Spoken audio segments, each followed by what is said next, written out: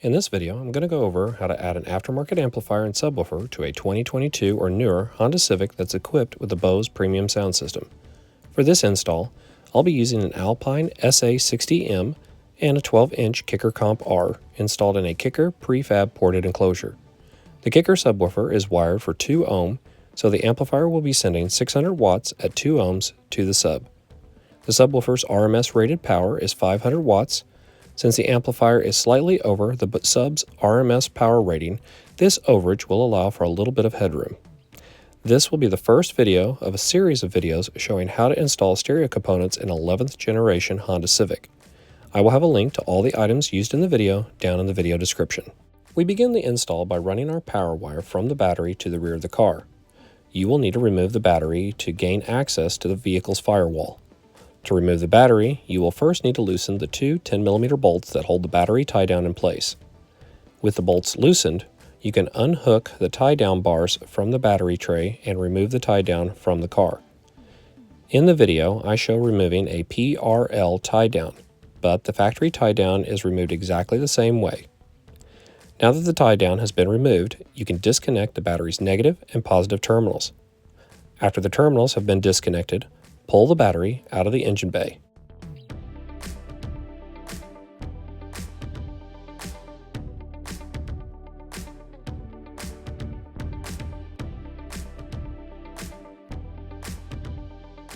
You now have sufficient access to the car's firewall.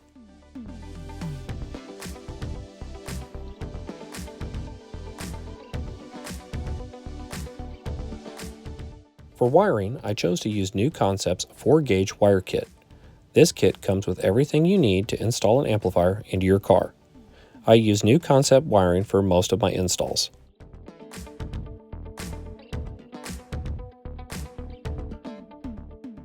I had hoped to run the power wire through the factory wire harness grommet, but found that wasn't a safe route, so I decided to drill into the firewall. The New Concepts kit comes with grommets so that you can make a hole in the firewall and run the wire safely. You don't want to run the wire through bare metal, as this will risk the wire rubbing the metal and getting cut, which could damage your equipment. I marked a spot above the clutch pedal, but found that wasn't the best spot to get to. Instead, I wound up drilling below the main wire grommet. Part of the firewall padding had to be removed. I used a uni-bit to drill the hole from the inside of the car.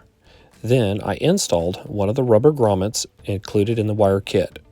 This grommet is made to allow 4-gauge wire to pass through the firewall and be protected. Push the wire through the hole and up to the battery. We will come back to the battery area a bit later. On the inside of the car, remove the driver's side lower door scuff panel. You can use a plastic trim tool or your hands to remove this panel.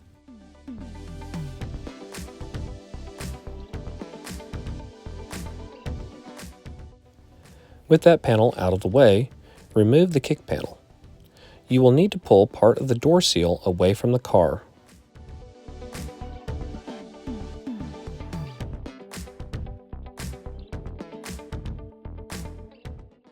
Next, pop up the section of carpet that's underneath the scuff panel.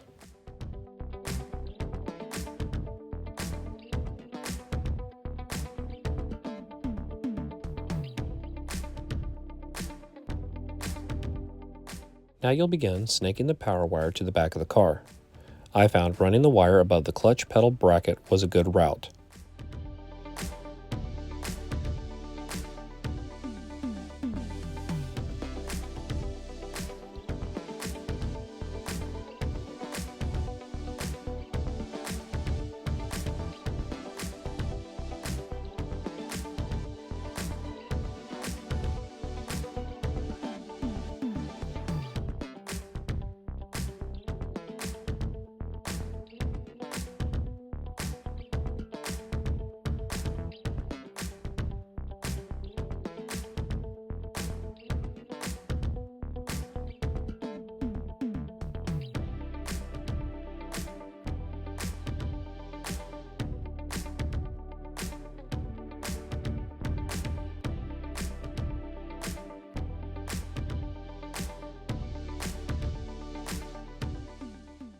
Then I ran the wire under the carpet and B-pillar.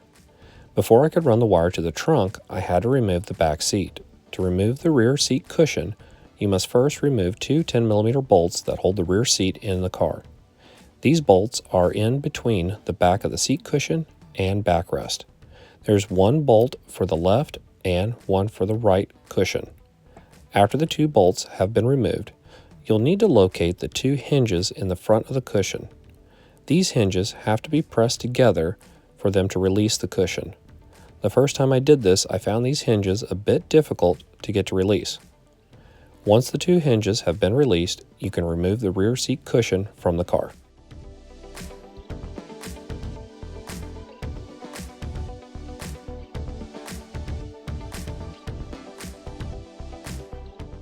With the backrest removed, we need to remove the plastic cover that's located underneath the rear seat. Using a plastic trim tool, pop up the two green plastic clips at the front and middle of the cover. Then, pry the back and door side up.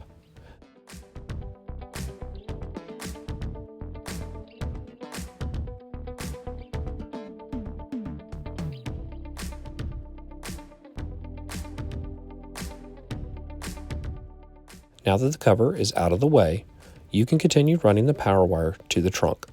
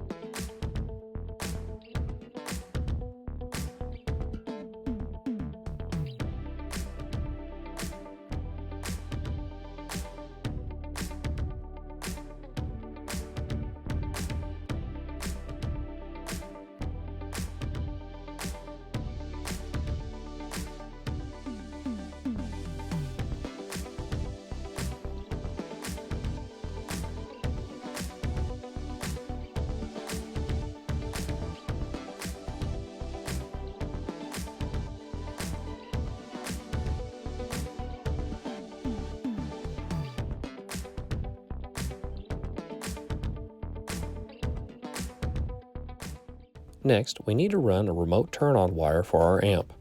For this, I didn't want to have to remove the radio for just this wire, so I decided to tap into the fuse box. To access the fuse box, you'll need to pop off the lower panel located to the left of the steering wheel. You'll use a plastic trim tool to remove this panel. Begin by prying the front of the panel. Next, pop the panel down. Finally, unhook the two wire harnesses.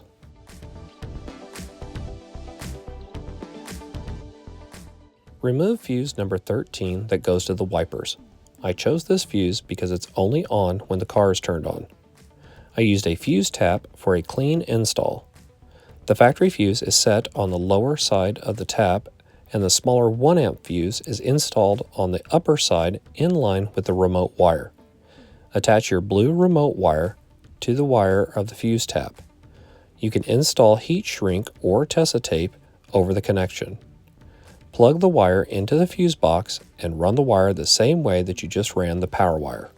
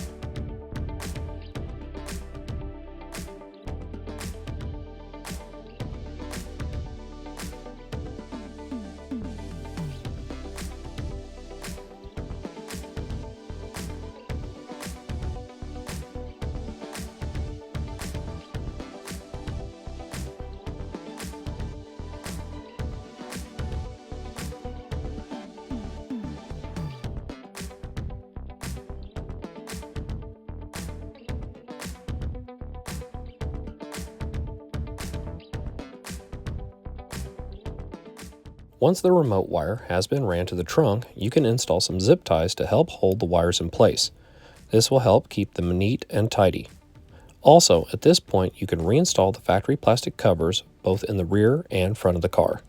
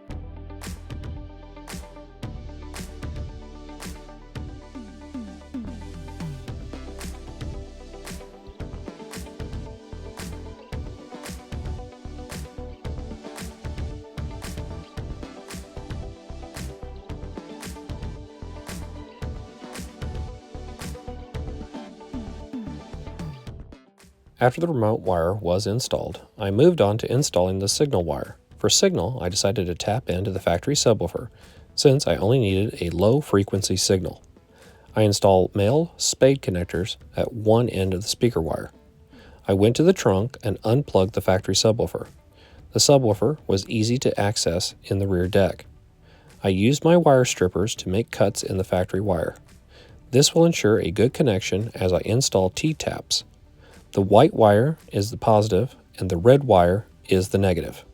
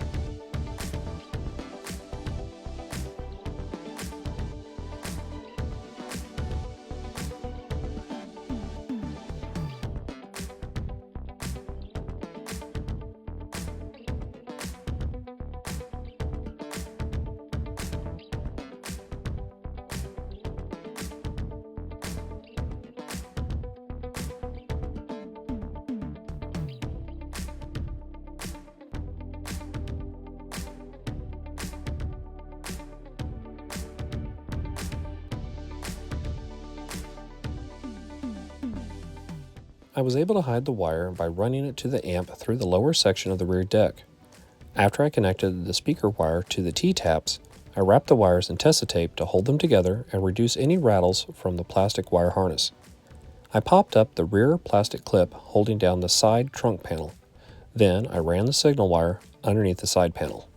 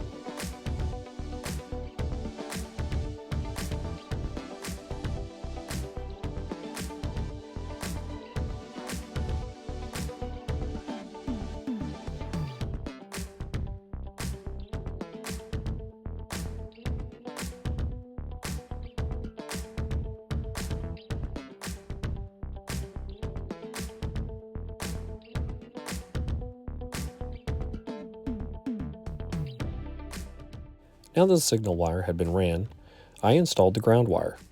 But before I could install the ground wire, I had to prepare the area of metal that the ground wire would be touching. This means any paint on the metal needed to be removed. This is important so that you have a good, solid ground. I found the center of the trunk was the perfect spot. After the metal was clean of paint, I used a self-tapping metal screw and installed the ground wire. I don't have it in the video, but I installed a metal ring terminal on the ground, which is included with the wire kit I used. After the ground was installed, I moved back to the front of the car and finished hooking up the power wire and battery. I cut approximately 1 foot off the power wire so that I could install the main fuse holder. The fuse holder is a mini A&L style. I slipped one end of the fuse holder's cover onto the main section of the power wire. I stripped a small section of the power wire, then I attached the inner metal fuse holder to the end of the wire.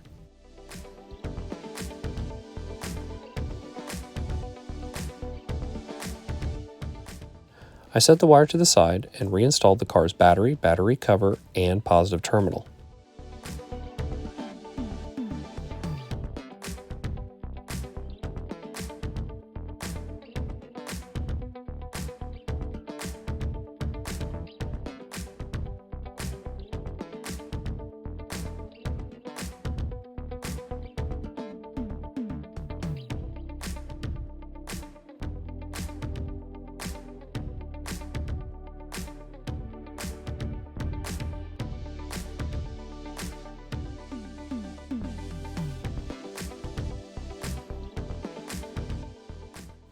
With the positive terminal in place, I installed the smaller positive wire section to the car's positive terminal.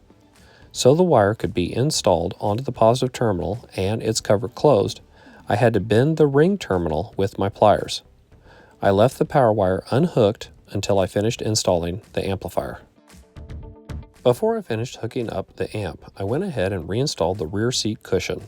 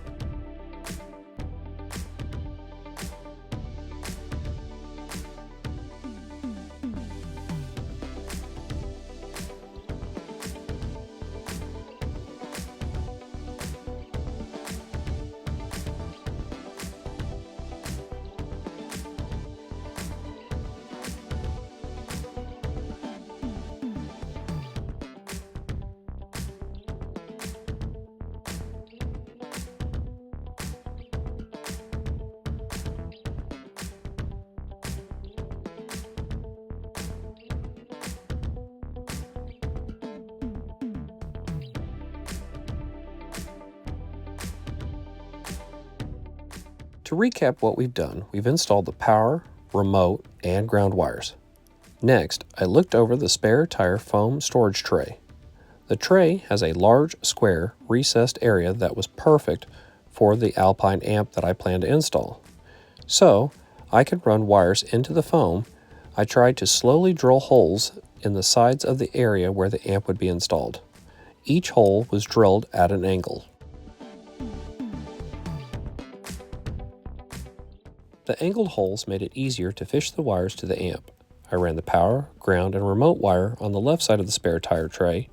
I ran the signal wire on the right side. The amp I'm using doesn't have speaker level inputs, so I cut the amp wiring kit's RCA cable and wired one RCA to the speaker wire that I had connected to the factory subwoofer's wires.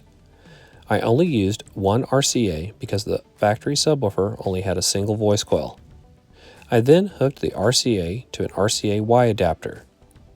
So that the wires would lay nicely under the amplifier, I cut a small piece of hardboard to fit the recessed square and then attached two small pieces of wood.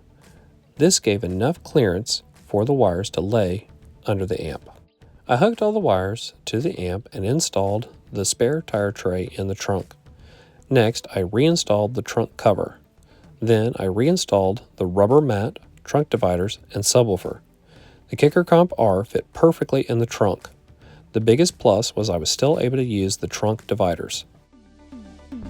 One thing to note when installing an amp in this type of location: the foam will act as an insulator, so it will retain heat. If you run the amp hard for a long period, there is a chance that the amp could overheat, so a fan would be something to consider.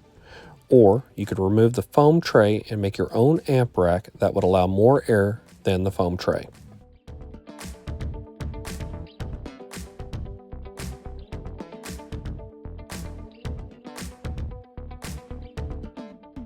Before I could listen to the new sub, I had to do one last thing, and that was to finish installing the fuse to the battery.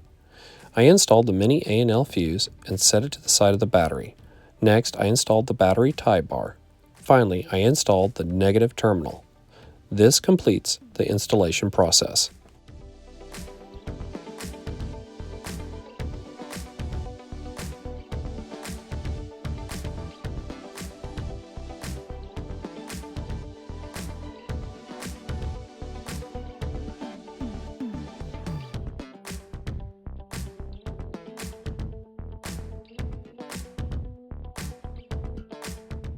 When listening to the system, I found that there was plenty of bass in the car. I had worried about the bass performance of the sub since we didn't install an LOC, but there was no issue with bass roll-off, just solid bass. The Alpine SA60M is a solid choice for an amp and pairs perfectly with the Kicker Comp R12. Also, Kicker makes a very nice prefab enclosure. If you're in the market for a Kicker Comp R subwoofer and don't want to pay for a custom enclosure or don't have the tools to make your own, Kicker's enclosures are a good choice. You will not be disappointed. Thank you for watching. Please like, share, and subscribe for more content.